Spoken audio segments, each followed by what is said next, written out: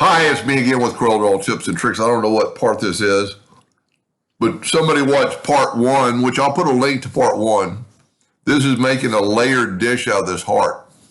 And they even sent me the time part of the video that they don't quite understand.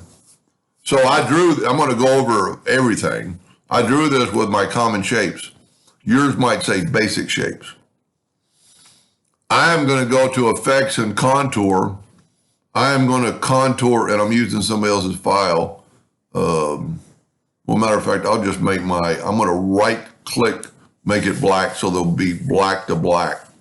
I'm going to contour 7 times at 1/2 of an inch. Okay. I'm going to go to object and break the contour part, but I'm still going to select it all, go to object and ungroup it. Now, this thing is 18 or 16 inches wide. I want to make my nudge factor 17. If you start with, instead of trying to select the outer one, if you will select the inner one, and if you have treat all objects as filled, and there's another video on that, I'm going to see it. You don't have to touch the line. You just have to touch the object. I'm going to nudge that over like 7 times. So I'm making individual lines. And if you didn't nudge enough, you can grab all of them and nudge them over one more time. So there we have it. So I got individual parts. Now what we need to do, and this is where they're maybe a little bit confused,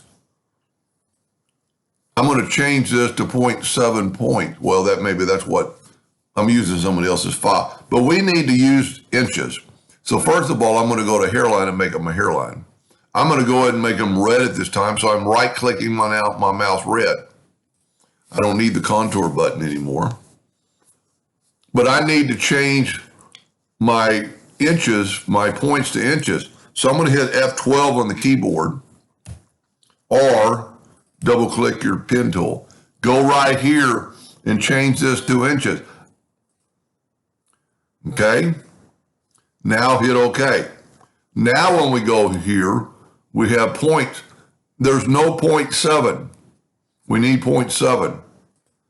So I'm going to just type in 0.7 of an inch.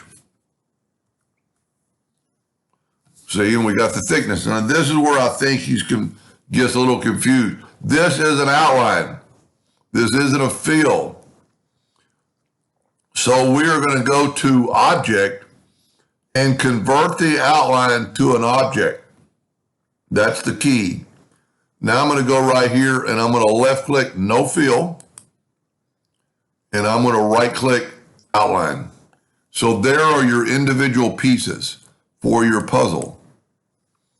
And and I just made a video on the other day, and I'll put a link to that too on how to save wood, because you can save a lot of wood. But just to prove that this is going to work, I'm going to make this one black. I'm going to right click black. I'm going to put P and put it in the center of the page. There's your glue area right there. So the red is all this, and your black is all this, but this layer between, which we could fill in with a smart fill, and you could do it more than 0.7. This is going to be your glue area. Okay? Now we're going to take the red and put P, put it in the center of the page. And there's your glue area. So there's your 2 areas that you're going to apply glue, which isn't very much. You could do more, but this could be done. And I will put a link to all that. Now, so you don't have to watch the other video. To save wood, you can hit every other item. And you could cut all that out of one piece of wood. Let's just fill it in with the Smart Fill tool to just kind of prove the point. So all those will fit.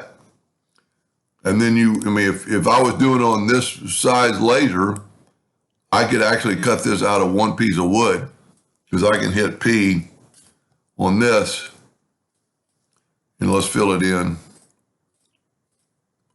And I could range, of course, you wouldn't want to have a fill. You want the outline. And even more to save wood, you could rotate this guy, or, well, I'd play it safe and rotate it just in case it's off in a shape. So you could put this down here and you could cut this out. So if we left click no fill, you could cut that out of, that much wood in your laser bed. My laser is a 40 by 28, so I could cut that out. I hope that answered his question, and thank you for watching.